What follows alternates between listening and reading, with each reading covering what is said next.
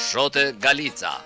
Shote Galica ishte luftare shquar e qetave kryngritse kosovare për çlirimin dhe bashkimin kombëtar të gjitha fisëve shqiptare dhe për një regjim shtetëror demokratik në territoret shqiptare.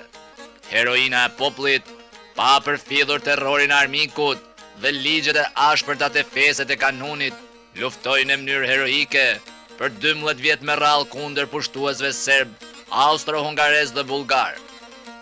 Shota Radisheves ishte motër e 6 vëllezërve.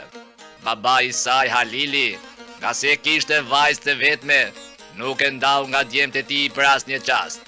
E merrte me vete nëpër kuvende burrash, u pati fati të shohë me sytë e saj trimat e kohës. Shote Galica mori pjesë në më shumë se 40 aksione të rëndësishme kundër armikut, kundërshtoi me konsekuencë politikën e lunës së të terrorit të regjimit shovinist të Beogradit ndaj popullit shqiptar.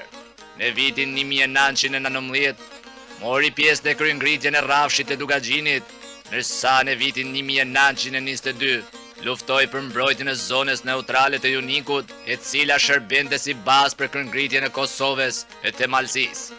Në korrik të vitit 1924 merr pjesë në mbrojtjen e zonës së lirë të Drenicës, Arbnisë së vogël. Po në korrik të vitit 1924, pas vdekjes së të shoqit Azem Galicës, vazhdoi luftimet në kry të qetës së tij.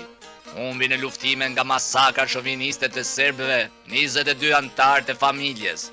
Me 3 korrik të vitit 1927, Shote Galica u vendos në Shqipëri, ku vdiq në Fushkruj.